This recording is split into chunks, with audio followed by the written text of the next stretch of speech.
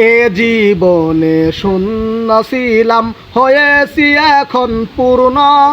একদিন চলে যাব আমি মায়ার বাঁধন শূন্য। এটাই হলো তোমার নিজাম,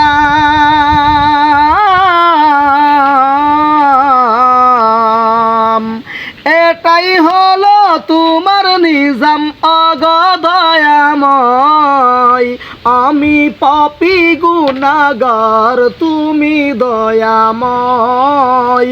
আমি পাপী গুনাহগার, তুমি দয়াময়।